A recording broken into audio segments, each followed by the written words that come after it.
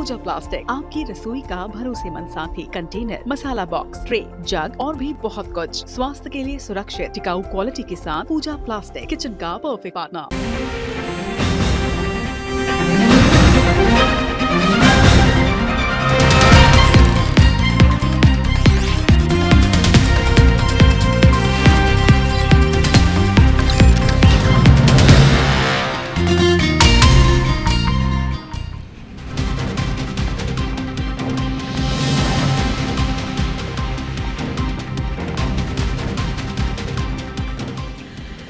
नमस्कार, शाम के 6:30 बज चुके हैं और ये वक्त IBC 24 पर होता है मेरा मध्य प्रदेश का, जिसमें मैं रश्क गौरी आपको मध्य प्रदेश की हर एक खबर से अपडेट करूंगी, क्योंकि सवाल आपका है। शुरुआत इस वक्त की हेडलाइंस के साथ।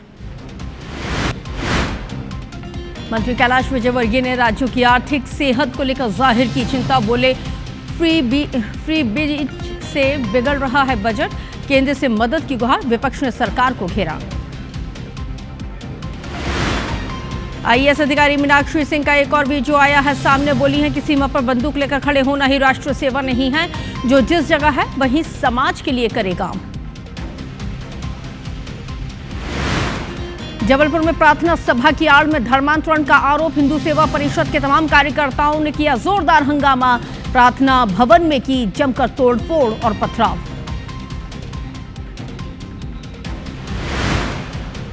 इंदौर में नकली शादी का ड्रामा, युवक से 1,20,000 रुपए की ठगी। लुटेरी दुल्हन के साथ ही 2 आरोपी गिरफ्तार। मुरैना में 12वीं के छात्र के अपहरण की कोशिश। कोचिंग से लौटते समय 3 युवकों ने जबरदस्ती बाइक पर बैठाया। दोस्त के आने पर भाग खड़े हुए बदमाश। वारदात CCTV कैमरे में कैद। जबलपुर में शराब दुकान में बदमाशों ने मचाया आतंक। तोड़फोड़ और मैनेजर पर चाकू से किया हमला। लूटे कैश। 30 से 40 आरोपियों ने दिया था वारदात को अंजाम।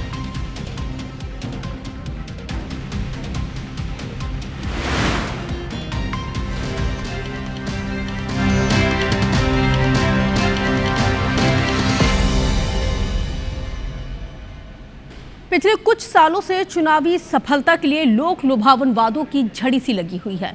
इनमें से कई वादे तो ऐसे हैं कि फ्री में कुछ भी देना है, उनमें बीज या फिर चुनावी रेवड़ी के तौर पर इन सभी चीज़ों को यहाँ पे पहचाना जाता है। और साथ ही चुनावी रेवड़ियाँ जीत की गारंटी तो बन गई हैं, लेकिन इन तमाम मुफ्त की योजनाओं को पूरा करने में खर्च होने वाली रकम सरकारों की आर्थिक सेहत को यहाँ पे बिगाड़ रही है। और इसी बात को कोई और नहीं बल्कि खुद मध्य प्रदेश सरकार में मंत्री हैं कैलाश विजयवर्गीय ने मंच से बोलकर फ्री बीज कल्चर को यहाँ पे एक बार फिर से चर्चा में ला खड़ा कर दिया। चलिए देखते हैं कि आखिर ऐसा उन्होंने क्या कहा है, जिसके बाद विजयवर्गीय लगातार अब चर्चा में हैं।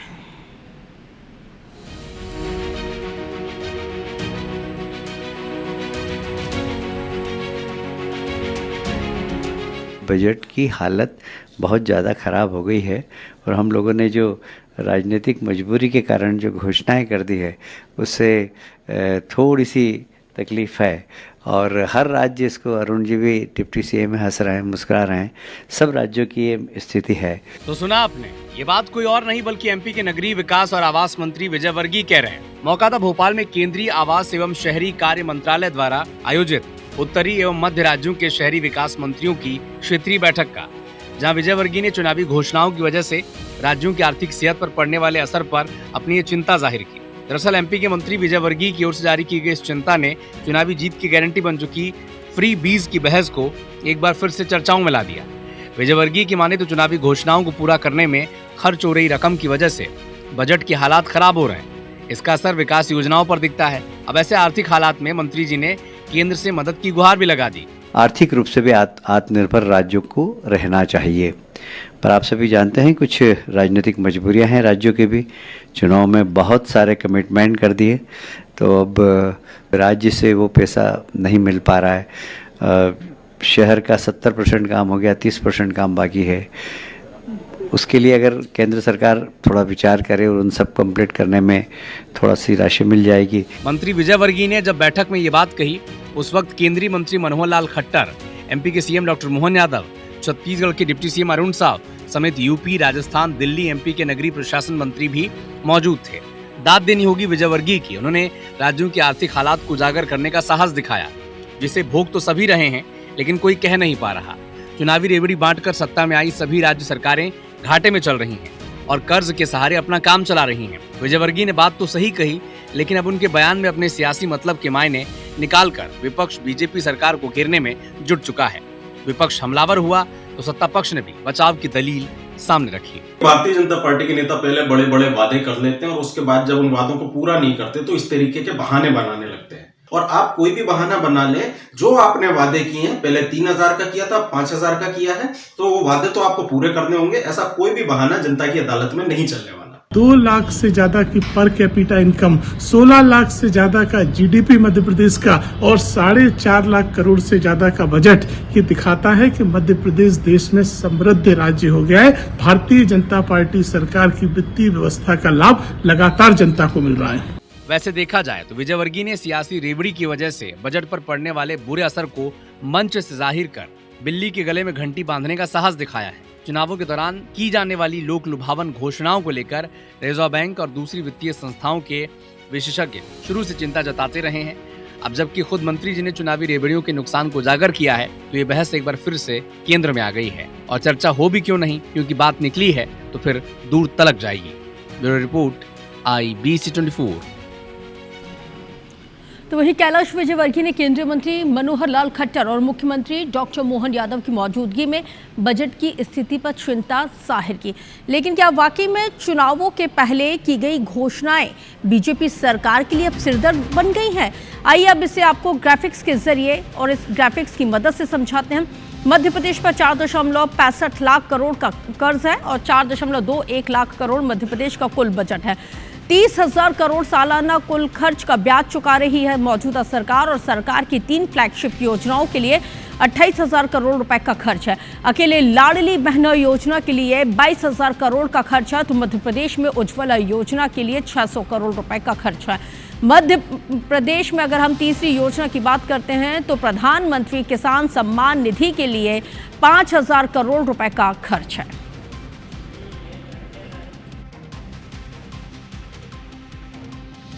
अगर मध्य प्रदेश की बात करें तो करीब 3 योजनाओं पर मोटा मोटी 28,000 करोड़ सरकार खर्चा कर रही है। तो 4.65 लाख करोड़ का आपके पास में कर्ज है, 30,000 करोड़ से ज्यादा आप ब्याज चुका रहे हैं और ब्याज चुकाने के लिए भी आपको कर्जा लेना पड़ रहा है। सरकार ये प्रयास करें कि हम एक स्किल डेवलपमेंट करते हैं जिससे उनको उनकी कौशल के हिसाब से उस कौशल का विकास किया जाए, उनको रोजगार मुहैया कराया जाए, इतना ही खर्चा इंडस्ट्री डेवलपमेंट के लिए किया जाए, तो मुझे लगता है आप एक इकोनॉमी में कंट्रीब्यूशन उससे बढ़ेगा।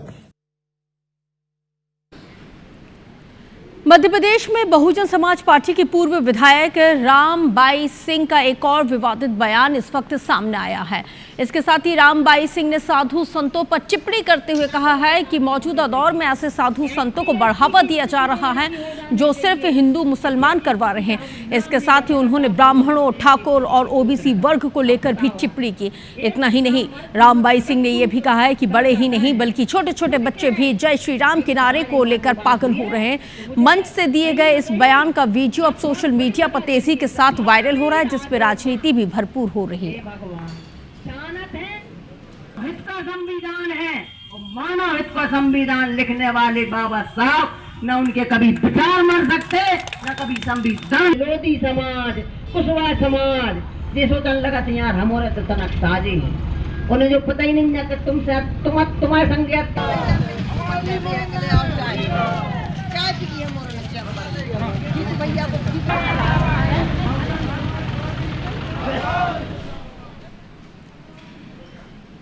सिंगरौली जिले के प्रभारी मंत्री संपत्तिया उइके ने रीवा में स्थापित सोलर प्लांट को परमाणु ऊर्जा संयंत्र बता दिया। प्रभारी मंत्री ने कहा है कि बीजेपी सरकार की बड़ी उपलब्धि है कि मध्य प्रदेश में रीवा और मुरैना में परमाणु विद्युत गृह जहां से बिजली मिल रही है। हालांकि रीवा में देश का प्रसिद्ध ultra mega solar power project स्थापित है, न कि परमाणु ऊर्जा संयंत्र। और इसी कार्यक्रम में प्रभारी मंत्री का यह बयान अब चर्चा का विषय बन गया है। प्रभारी मंत्री ने 250 से ज्यादा आबादी वाले गांवों में सड़क संपर्क, विद्युतीकरण और यहां पर सौर ऊर्जा के अधिक उपयोग पर जोर दिया। कौशल विकास के जरिए ITI और छात्रों को रोजगारोन्मुखी प्रशिक्षण देने पर भी यहाँ पर चर्चा की गई। आप सब लोगों को बताते हुए बहुत हर्ष हो रहा है कि उद्योग वर्ष के रूप में जिस तरीके से मुरैना में बहुत ही बड़ा नवकरणीय ऊर्जा का प्लांट वहां पे डाला गया और उससे भी हम सब लोगों को ऊर्जा में कोई कमी नहीं होगी। आप सब लोगों को पता है कि ₹2.65 के हिसाब से वहां पे परमाणु ऊर्जा बिक रही है और आज मध्य प्रदेश का नाम रोशन कर रहे हैं। हालांकि ये कोई पहली मर्तबा नहीं है कि राजनेताओं की ज़बान फिसल रही हो और इस तरह के बयानात दे देते हो। अक्सर ऐसा होता है और इसी पर ही राजनीति होती है। मध्य प्रदेश के IAS अधिकारी मीनाक्षी सिंह का एक और वीडियो इस वक्त सामने आया है और इस वीडियो में वो एक बार फिर से जातिवाद और राष्ट्र सेवा को लेकर अपनी बात रखती हुई नजर आ रही हैं। वीडियो में मीनाक्षी सिंह ने यह भी कहा है कि राष्ट्रीय सेवा का मतलब सिर्फ इस सीमा पर बंदूक लेकर खड़े होना नहीं है, बल्कि बिना बंदूक उठाए भी देश और समाज की सेवा आराम से की जा सकती है। उन्होंने कहा है कि अचानक से संगठन को कुछ लोग तोड़ने की कोशिश भी कर रहे हैं, जबकि जरूरत एकता बनाए रखने की है। राष्ट्र सेवा मतलब आपको बंदूक लेकर के सीमा पे खड़े होना राष्ट्र सेवा नहीं होती है। हम लोग जिस जगह पे हैं, हम लोग जहां पर हैं, हम अपनी जिम्मेदारी निभाएंगे और अपने समाज के बंधुओं की मदद करेंगे, वही सबसे बड़ी समाज सेवा है। हमारे संगठन में कुछ लोग लगे हुए हैं तोड़ने की, तो इस अजाक एकता की जो आपने यहाँ दिखाई है, उस सबको हमको फिर से एक बार जोड़ने की जरूरत है। इंदौर के राजा रघुवंशी हत्याकांड मामले में एक बार फिर से बहुत बड़ा बयान सामने आया है। राजा के भाई विपिन ने आरोप लगाया है कि मुख्य आरोपी सोनम को जेल के अंदर से ही बार बार जमानत याचिका दाखिल किए जाने की मदद मिल रही है। उनका कहना तो यह है कि सोनम की जमानत याचिका तीसरी बार लगी हुई है, जो इस बार भी खारिज कर दी गई है। बावजूद इसके उसे लगातार किसी न किसी स्तर पर सहयोग मिल रहा है। विपिन का आरोप तो यह है कि जेल में मौजूद जेलर या फिर अन्य कर्मचारी सोनम को जमानत प्रक्रिया में सहायता कर रहे हैं। इसके साथ ही सोनम का भाई गोविंद और उसका पूरा परिवार भी उसे बचाने में सक्रिय भूमिका को निभा रहा है। मामले में चार्जशीट पहले ही पेश की जा चुकी है और आने वाले समय में कई अन्य लोगों के बयान भी दर्ज किए जाने हैं।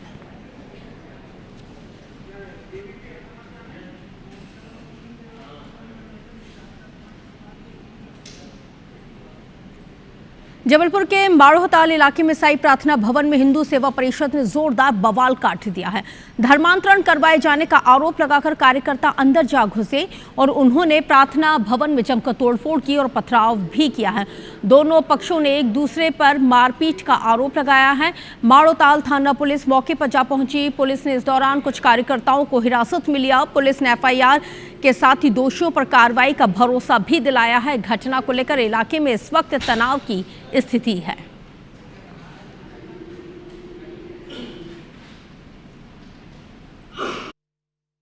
को सूचना मिली थी कि ITI प्रार्थना भवन में अवैध रूप से धर्मांतरण किया जा रहा है। इसकी सूचना पाके हम कुछ कार्यकर्ताओं के साथ उनसे देखने आए थे कि हो क्या रहा है। जैसे ही हमारे कार्यकर्ता अंदर आए हैं और हमने उनसे पूछा कि क्या हुआ है, अचानक उन्होंने रॉडों से और हॉकियों से हमारे कार्यकर्ताओं के ऊपर हमला कर दिया। हम यहाँ पर विधिवत जैसी आराधना करते हैं वैसी आराधना करते रहे। अचानक 4-5 लोग 10 लोग आए, जय श्री राम का नारा लगाने लगे, अंदर घुसे, महिलाओं को मारा, तोड़फोड़ की है ना। और हम लोग यहाँ पर आराधना करते हैं, कोई धर्म परिवर्तन का काम नहीं करते। इधर पर यहाँ पे एक मानवता का काम किया जाता है, यहाँ कोई धर्म का परिवर्तन नहीं है। हम सब भाई बहन एक है। अगर आपके ब्लड को एक ब्लड मारेंगे, मेरे शरीर में मारेंगे, खून एक ही है। हम आपस में भाई बहन, यहाँ कोई धर्म परिवर्तन नहीं।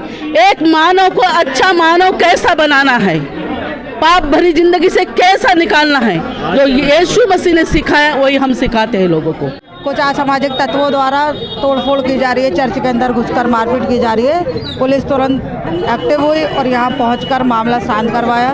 जो लड़के इन्वॉल्व थे उनको पकड़ लिया गया है। जो जिस प्रकार की जो भी FIR कराई जाएगी उस पर कानूनी कार्रवाई की जाएगी। बात जबलपुर से, जहां पर जबलपुर में बीच चौराहे पर ई-रिक्शा चालक की हत्या किए जाने का एक मामला सामने आया है।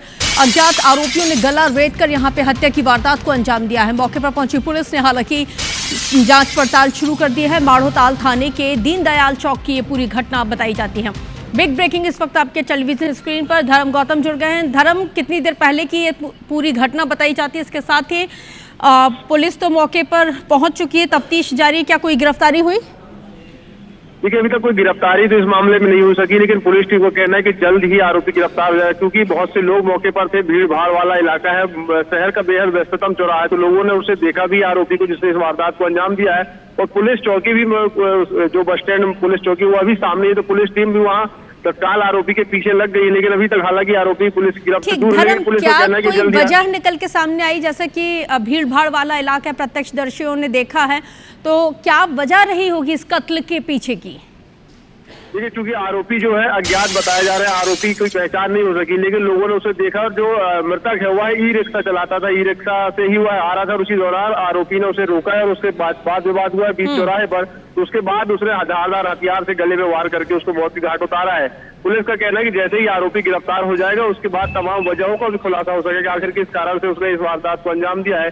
लेकिन बेहद ही चौंकाने वाला यह पूरा घटनाक्रम है कि बेहद व्यस्ततम चौराहा, इंटर स्टेट बस स्टैंड का मुख्य गेट सामने है, बेहद व्यस्ततम चौराहा, उसके बावजूद भी आरोपी के अंदर कानून का इतना भी खौफ नहीं था कि उसे बीच चौराहे पर इस तरह की। बिल्कुल, वाकई में बड़ा सवाल धर्म यही है कि आखिर क्यों खाकी का इकबाल इतना कमजोर होता जा रहा है, और क्यों लोगों में कानून का खौफ नहीं है कि वो दिन दहाड़े इस तरह की वारदात को अंजाम दे रहे हैं, और पुलिस हाथ पे हाथ धरे हुए खड़ी है। बहुत शुक्रिया जानकारी साझा करने के लिए। इंदौर में शादी के नाम पर धोखाधड़ी किए जाने का एक और चौंकाने वाला मामला सामने आया है। मामला इंदौर के एमजी रोड थाना क्षेत्र का है। यहाँ पर एक गिरोह ने युवक को शादी का झांसा देकर 1,20,000 रुपए की ठगी की वारदात को अंजाम दिया। दरअसल फरियादी सुनील जेके एक निजी कंपनी में कार्यरत है, जो अजय पंडित नाम के युवक ने फ़ोन करते हुए शादी के लिए लड़की होने की बात का जिक्र किया। इसके बाद सुनील को इंदौर बुलाया गया और यहाँ सपना, जो सागर की रहने वाली है, फर्जी तरीके से नकली दुल्हन बनाकर उसको पेश किया गया है। गिरोह के अन्य सदस्यों ने भी अलग अलग भूमिकाओं को निभाया है और इन लोगों ने मिलकर सुनील को कोर्ट मैरिज का झांसा दिया और उससे करीब 1.25 लाख रुपए ऐंठ लिए हैं। पैसे लेने के बाद गिरोह के सदस्य सुनील को छोड़कर फरार हो गए हैं। पूरे मामले में पुलिस ने गिरोह के 3 सदस्यों को गिरफ्तार कर लिया है, एक की तलाश जारी है। एमजी रोड में धोखाधड़ी का मुकदमा पंजीबद्ध किया गया है। इसमें अभी फिलहाल 2 आरोपियों को अरेस्ट कर लिया गया है, सपना और जो रवि जो भाई बनकर आया था उनको। इसके साथ ही अभी तीसरे आरोपी को भी हिरासत में ले लिया है, जो कि उसका काका बनकर आया था, राजेश उर्फ नत्थु। तो फिलहाल इसमें 3 आरोपी हिरासत में हैं और 14 पंडित की तलाश की जा रही है। इंदौर के राजा रघुवंशी हत्याकांड मामले में एक बार फिर से बड़ा बयान सामने आया है। राजा के भाई विपिन ने आरोप लगाया है कि मुख्य आरोपी सोनम को जेल के अंदर से ही कोई बार बार जमानत याचिका दाखिल करने में मदद कर रहा है। उनका कहना तो यह है कि सोनम की जमानत याचिका तीसरी मर्तबा लगी, जो इस बार भी खारिज हो गई है। इसके बावजूद उसे लगातार किसी न किसी स्तर पर सहयोग मिल रहा। विपिन का आरोप तो यह है कि जेल में मौजूद जेलर या फिर अन्य कर्मचारी सोनम को जमानत प्रक्रिया में सहायता कर रहे हैं। इसके साथ ही सोनम का भाई गोविंद और उसका पूरा परिवार भी उसे बचाने में सक्रिय भूमिका को इस वक्त निभा रहा है। मामले में चार्जशीट पहले ही पेश की जा चुकी है और आने वाले समय में कई अन्य लोगों के बयान भी अब दर्ज होना बाकी है। वो पल पल पे जमानत लगा रही है, तो ऐसा सबको खबर कहाँ से मिल रहा है? या सोनम पहले मेघालय जा चुकी होगी, पहले इसकी बहुत सारी पहचान होगी, यहाँ कहीं से उसका सपोर्ट मिल रहा है उस चीज़ में, तो कहीं ना उसको ये चीज़ उसको मिल रही है वहाँ से, जिसकी जमानत उसकी लग रही है बार बार। तो इसमें देखिए कहीं ना कहीं जो अपने जो है आज सोनम ने इतना बड़ा अपराध करा है, और इतना बड़ा अपराध करने के बाद में सोनम कभी छूटती कभी है, तो कहीं ना कहीं इंसानियत की हार होगी इस अंदर। खबर पन्ना से, जहां पर परिवार के 5 लोग यहां पे बीमार बताए जाते हैं। चना की भाजी खाने के बाद ये सभी लोग बीमार हो गए। इनको उल्टी और अन्य तरह की परेशानियां होने लगी। अस्पताल में इनको भर्ती कराया, जहां पर इलाज जारी है। धर्मपुर थाने के जमुनिया गांव की घटना बताई जाती है। बिग ब्रेकिंग इस वक्त आपके टेलीविजन स्क्रीन पर IBC 24 आपको इस वक्त बता रहा है। चने की भाजी खाने के बाद ये सभी लोग बीमार हो गए हैं और जिसकी वजह से इनको अस्पताल में भर्ती कराया गया है। उल्टी होने की शिकायत के चलते ये सभी लोग अस्पताल इनको ले जाया गया, जहां पर इस वक्त इन सभी लोगों का इलाज जारी है। धर्मपुर थाने के जमुनिया गांव की घटना बताई जाती है।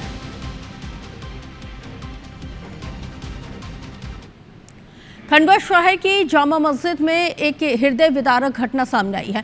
यहाँ पर मस्जिद कमेटी के सदस्य की अचानक से मौत हो गई है और पूरी घटना मस्जिद में लगे हुए सीसीटीवी कैमरे में कैद हो जाती है, जिसका वीडियो अब धड़ल्ले से वायरल हो रहा है, जो आप अपने टेलीविजन स्क्रीन पर देख रहे हैं। आपको बताते चले कि हरिगंज स्थित जामा मस्जिद में नमाज पढ़ने के लिए पहुंचे कमेटी के सदस्य हाजी शेख अलीम को वजू करते हुए हार्ट अटैक आ गया, जिसकी वजह से कुछ ही सेकंड में उनकी मौत हो गई।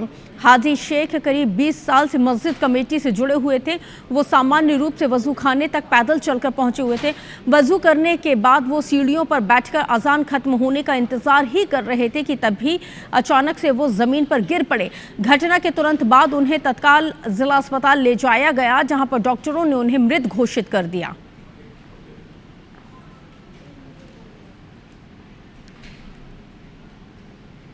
भोपाल में आम लोगों के लिए मेट्रो सेवा को शुरू कर दिया गया है और शहर में शुरू हुई मेट्रो पहले ही सफर में IBC 24 की टीम ने पहले स्टेशन से आखिरी स्टेशन तक का सफर तय किया। मेट्रो के पहले सफर को यात्रियों ने नाचते गाते जश्न मनाते हुए यहां पे किया है। इसके साथ इस दौरान IBC 24 की टीम ने यात्रियों से बातचीत की है। यात्रियों ने मेट्रो सेवा के शुरू होने पर खुशी जाहिर की। क्या कुछ कहा है इन सभी मेट्रो सवार यात्रियों ने, इस रिपोर्ट के जरिए देखिए। राजधानी भोपाल में आज से मेट्रो ट्रेन का कमर्शियल रन शुरू हो रहा है और ये जो लोगों की भीड़ नज़र आ रही है, ये वो पहले यात्री हैं जो आज कमर्शियल रन में सबसे पहले ट्रेन में सवार होंगे। देखिए ये टिकट्स लेते हुए यहाँ पर टिकट जो है वो काउंटर की सुबह करीबन 8:30 बजे से शुरुआत हुई है और बड़ी संख्या में ही लोग यहाँ पर टिकट्स लेने पहुँचे हैं। आप देख सकते हैं कि दूर दूर से लोग आए हैं। सीनियर सिटीजन हैं जिनका कहना है कि उनका बचपन यहाँ बीता, जवानी यहाँ बीती और अब जब वो सीनियर सिटीजन है तो भोपाल को मेट्रो सिटी में तब्दील होते हुए देखकर वो बेहद खुश हैं। टिकट लिया आपने? यस मैडम, ये हमारे लिए बहुत ट्रांसफॉर्मेटिव, जो भोपाल के लिए ट्रांसफॉर्मेटिव है और इस उत्सव में शामिल होकर मुझे बेहद खुशी हो रही है। भोपाल में मेट्रो के कमर्शियल रन की शुरुआत हो चुकी है और ट्रेन जो है वो एम्स स्टेशन से आगे बढ़ चुकी है। हालांकि आज पहले दिन भीड़ कम नज़र आ रही है और बेहद जो खूबसूरत नज़ारा है वो यहाँ पर नज़र आ रहा है। देखिए लोग नाचते हुए गाते हुए नज़र आ रहे हैं। उत्साह लोगों का देखिए कितना ज़्यादा है कि कितने खुश नजर आ रहे हैं। लोगों से बात करेंगे। आएंगे एम्स से सुभाष नगर पहुँच जाएंगे नाचते गाते गुनगुनाते और वहाँ पर हम नाश्ता करेंगे, चाय वाय पियेंगे, फिर वापस इसी मेट्रो से वापस आ जाएंगे। एक तुम्हारा शहर हमको अच्छा लगा, प्रीति की राह हम भी तो चलते रहे। एक तुम्हारा शहर हमको अच्छा लगा, प्रीति की राह हम भी। एम्स के बाद अलकापुरी का ये पहला स्टेशन, यहाँ पर भी ट्रेन रुकी है और देखिए ट्रेन के अंदर जो लोग हैं वो कितने खुश, कितने उत्साहित हैं। डिस्प्ले है, ये डिस्प्ले बोर्ड में देखा जा सकता है कि एम्स से चलकर ट्रेन अलकापुरी पहुंची है। करीबन 8 स्टेशन है एम्स स्टेशन से लेके और सुभाष नगर डिपो तक के। इन 8 स्टेशन में 3-3 मिनट का डिस्टेंस जो है वो कवर करेगी मेट्रो। ये पहला सफ़र है, कमर्शियल रन है मेट्रो का। देखिए हालांकि अभी खाली है लेकिन जैसे जैसे एक एक स्टेशन गुजरेगा लोगों की जो भीड़ है वो बढ़ती जाएगी। अंदर भी जो सिस्टम है वो बहुत पुख्ता रखे गए हैं। AI टेक्निक से अंदर भी सुविधाएं दी गई हैं। मेट्रो पहले अलकापुरी, फिर उसके बाद DRM ऑफिस और अब पहुंचने वाली है रानी कमलापति मेट्रो स्टेशन पर। देखिए यहीं पर रानी कमलापति रेलवे ट्रैक भी है, मेन स्टेशन भी है और उसके बाद अब यहीं पर मेट्रो स्टेशन भी बनाया गया है। और ये स्टेशन है केंद्रीय विद्यालय। मेट्रो का ये स्टेशन यहाँ पर बनाया गया है। सेकेंड लास्ट है। इसके बाद सुभाष नगर स्टेशन यानी कि डिपो है जहाँ पर जो ट्रेन का सफ़र है वो फ़िलहाल रुक जाएगा और उसके बाद दोबारा ट्रेन वहाँ से एम्स स्टेशन के लिए लौटेगी। यानी कि 8 स्टेशन में ये 7वें नंबर का स्टेशन है और इस स्टेशन पर भी उम्मीद है कि बहुत भारी भीड़ आने वाले समय में यात्रियों की होगी। ने आखिरी स्टेशन यानी कि सुभाष नगर स्टेशन पहुंचते हुए राजधानी भोपाल में मेट्रो के कमर्शियल रन का ये पहला सफर जो आम लोगों के लिए शुरू कर दिया गया है और ये वो लोग हैं देखिए हंसते गाते हुए नाचते हुए वो इस सफ़र उन्होंने किया। और देखिए उनके चेहरे की खुशी बता रही है कि वो कितने उत्सुक हैं, कितने उत्साहित हैं और कितना बड़ा एक अनुभव उनके लिए है। उनके जीवन का वो एक अभूतपूर्व अनमोल क्षण है जो दर्ज हो गया है और खुशी खुशी अब वो अपने घर रवाना होंगे। बहुत सुहावना, सुखद, अभूतपूर्व ये क्षण है कमर्शियल रन और उसमें IBC 24 की टीम ने भी पहले यात्री के तौर पर कैमरामैन विनेश श्रीवास्तव के साथ रिपोर्टर हरप्रीत कौर भोपाल ने सफ़र किया है। जबलपुर के शाहपुरा के नज़दीक जबलपुर भोपाल नेशनल हाईवे पर एक ट्रक चालक ने जमकर हंगामा काट दिया। RTO की फ्लाइंग स्क्वाड टीम कागजात की चेकिंग के लिए रोके जाने पर चालक ने कार्रवाई का विरोध किया और ट्रक चालक अरविंद पटेल ने बीच सड़क पर ट्रक को अड़ाकर खड़ा कर दिया। इतना ही नहीं, ट्रक चालक हाथ में डंडा लेकर कर्मचारियों से गाली गलौज करते हुए भी देखा गया। हाई वोल्टेज ड्रामा करने लगा। पूरे घटनाक्रम का वीडियो भी अब सामने आया है। हंगामे के चलते नेशनल हाईवे के दोनों ओर गाड़ियों की लंबी कतारें लग गईं, जिसकी वजह से जाम जैसी स्थिति उत्पन्न हो गई। दस्तावेज की जांच हेतु रोका गया, लेकिन अरविंद पटेल ने जो है गाड़ी से दस्तावेज दिखाने से इनकार किए। अरविंद पटेल ने किसी की नहीं सुनी और उन्होंने गाड़ी को आड़ी लगा दिया, जैसे कि आप वीडियोग्राफी में देख सकते हैं। इसके अलावा उन्होंने गाड़ी से उतर के डंडा निकाला और दूसरे रोड में जो उत्पाद मचाने लगे। इस प्रकार उन्होंने नेशनल हाईवे के दोनों ओर से जाम लगा दिया। इसके बाद पुलिस प्रशासन के सहयोग से जाम को हटाया गया। मध्य प्रदेश में बीजेपी सरकार के 2 साल पूरे होने पर ऊर्जा मंत्री प्रद्युम्न सिंह तोमर ने ऊर्जा विभाग की तमाम उपलब्धियों और आगे की योजनाओं को लेकर एक प्रेस कॉन्फ्रेंस की। उन्होंने बताया कि प्रदेश में इस वक्त बिजली की खपत 25,081 मेगावाट तक पहुंच गई है। उन्होंने ये भी कहा है कि बिजली विभाग में 50,000 से ज़्यादा नियमित पद मंजूर किए गए हैं। उपभोक्ताओं को समय पर सही बिल मिले और इसके लिए स्मार्ट मीटर लगाए जा रहे हैं। स्मार्ट मीटर से मोबाइल ऐप पर बिल और खपत की जानकारी भी आपको आसानी से मिल जाएगी। स्मार्ट मीटर उपभोक्ताओं को सुबह 9 से शाम 5 बजे तक बिजली इस्तेमाल पर 20% की छूट दी जा रही है और ग्रामीण इलाकों में चौपाल लगाकर लोगों की समस्याओं का समाधान किया जा रहा है। हर महीने करीब 1 करोड़ उपभोक्ताओं को 100 यूनिट बिजली और 100 रुपए में दी जा रही है। इसके साथ ही ऊर्जा मंत्री ने यह भी बताया है कि करीब 11,000 करोड़ रुपए के बिजली बिल बकाया हैं। इसे देखते हुए जल्द ही समाधान योजना लाई जाएगी। साथ ही सारणी और चाचाई में 2 नए बिजली प्लांटों को लगाने की तैयारी भी की जा रही है। मुख्यमंत्री डॉक्टर मोहन यादव जी के नेतृत्व में 50,000 से अधिक नियमित पदों के सृजन की स्वीकृति प्रदान की गई। 9 से 5 तक की अवधि में 20% ऊर्जा प्रवाह में छूट दी गई है। अतः राज्य सरकार द्वारा यह दायित्व सभी को पर्याप्त बिजली प्राप्त हो सके, इसमें हम पूरी तरह से सफल हो रहे हैं। प्रदेश के इतिहास में 19,113 मेगावाट की सर्वाधिक मांग बिना किसी कटौती के सफलतापूर्वक आपूर्ति की गई। इंदौर शहर में आवारा कुत्तों की बढ़ती हुई समस्या को लेकर हाईकोर्ट ने नगर निगम को कड़ी फटकार लगाई है। सुनवाई के दौरान नगर निगम की ओर से अदालत को यह बताया गया है कि अब तक 2,39,000 स्ट्रीट डॉग्स की नसबंदी की जा चुकी है। इस पर हाईकोर्ट ने नाराजगी जताते हुए कहा है कि ऐसे कई मामले सामने आ रहे हैं जिनमें नसबंदी के बाद भी फीमेल डॉग्स के बच्चे हो रहे हैं, वो बच्चों को जन्म दे रही है। हाईकोर्ट ने सख्त टिप्पणी करते हुए यह भी कहा है कि नसबंदी के नाम पर बहुत बड़े घोटाले की आशंका है। कोर्ट ने नगर निगम को चेतावनी दी है कि अगर ठोस कार्रवाई नहीं की गई तो कोर्ट न्यायिक जांच बैठा सकता है। कोर्ट ने सीधी तौर पर नाराजगी जाहिर की कि आपने केवल ये कागज तौर पर बता रहे हो, ग्राउंड पर कुछ भी नजर नहीं आ रहा है कि कोई कार्रवाई किसी प्रकार की गई हो। बर्थ कंट्रोल के जो अधिकारी आए थे निगम के, उसकी भी बातों से न्यायालय संतुष्ट नहीं हुए। न्यायालय का ये कहना है कि आप किसी बड़े अधिकारी को कोर्ट के समक्ष पेश करें, पर यह संभावना है कि निगमायुक्त महोदय को भी कोर्ट तलब कर सकती है इस मामले में। पन्ना जिले के शासकीय माध्यमिक स्कूल गेरुआ में शिक्षा व्यवस्था पूरी तरह से चरमराई हुई नजर आ रही है। विद्यालय में महज 5 शिक्षकों की पदस्थापना है, जबकि हकीकत तो ये है कि शिक्षक रोजाना दोपहर करीब 12 बजे स्कूल पहुंचते हैं और महज 2:30 बजे संस्था को बंद कर जाते हैं। परिजनों का आरोप तो यह है कि शाला के प्रभारी शिक्षक राघवेंद्र द्विवेदी महीने में केवल 1 दिन ही स्कूल आते हैं, रजिस्टर मेंटेन करते हैं, वापस लौट जाते हैं और खुद शिक्षकों ने स्वीकार किया है कि शाला 2:30 बजे बंद कर कर दी जाती हैं।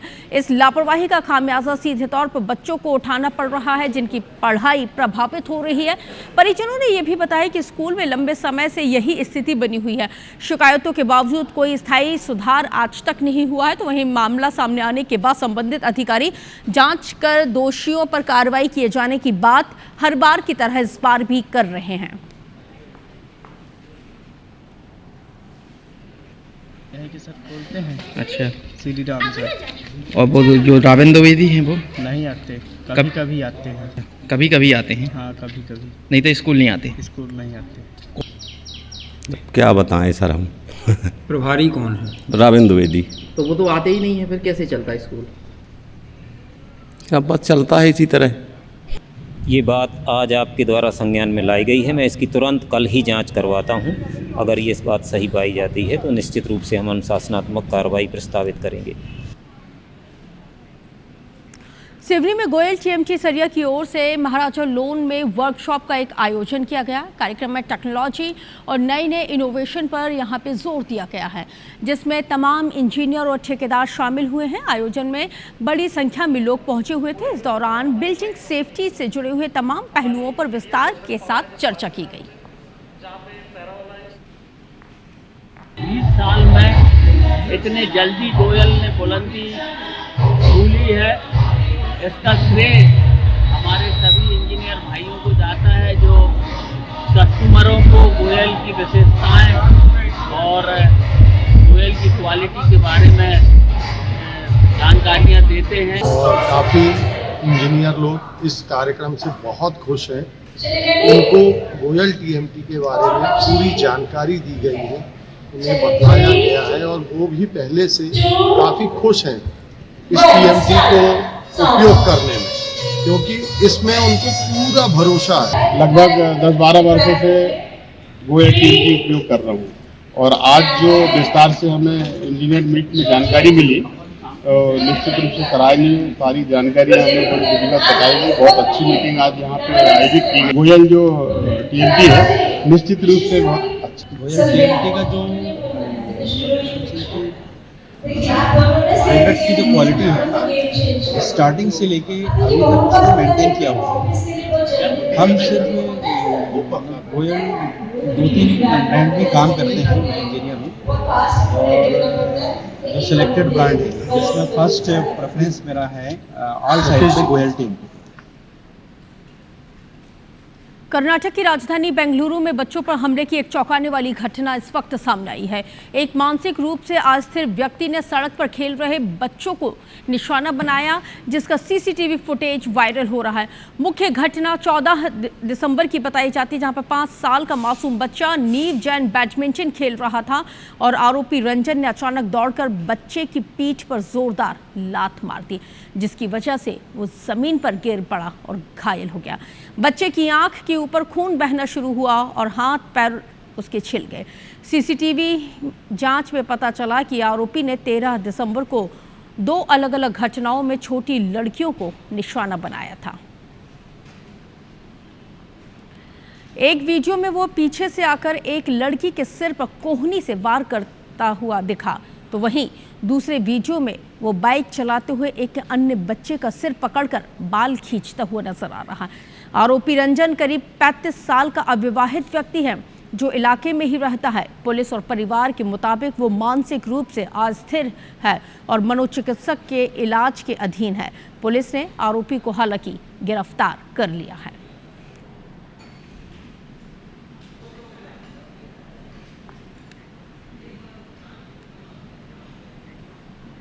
बॉलीवुड की मशहूर गायिका कनिका कपूर शनिवार को रायपुर के अंबुजा मॉल में एक इवेंट में शामिल हुई।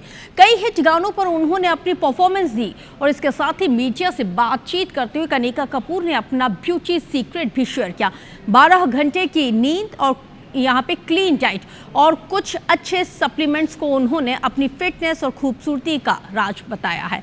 मीडिया से मुखातिब होते हुए उन्होंने छत्तीसगढ़ की भी जमकर तारीफ की है। कोशिश करती हूँ कि मैं जैसे आज शो था तो मैं आज पूरा दिन के समय में सो जाती हूँ, जिससे कि रेस्ट हो और दिमाग एकदम साफ हो जरूरी नहीं है कि आप स्टेज पे रोज आपकी आवाज अच्छी सी भरी हुई हो, अलग अलग दिन में अलग अलग मूड होता है हर इंसान का, तो लाइव सिंगिंग बहुत अलग होती है। सीहोर स्थित कुबेरेश्वर धाम के पीठाधीश्वर पंडित प्रदीप मिश्रा IBC 24 के विशेष कार्यक्रम प्रश्नकाल में शामिल हुए और शिव महापुराण के माध्यम से यहां पर अध्यात्म के गुण रहस्यों को सरल तरीके से समझाने वाले पंडित प्रदीप मिश्रा से सुपर एक्सक्लूसिव बातचीत का एक छोटा सा अंश आपको सुनाते हैं और साथ ही आपको ये भी बता दें कि पंडित प्रदीप मिश्रा के साथ प्रश्नकाल का पूरा एपिसोड जरूर देखिए आज रात 9 बजे। हमारे यहाँ कहा गया है कि गाय, बेटी और लक्ष्मी, इन तीनों को 50 बार सोचना तब देना। देने वाला रोता है, ये तीन चीज गलत जगह जाती है तो देने वाला रोता है।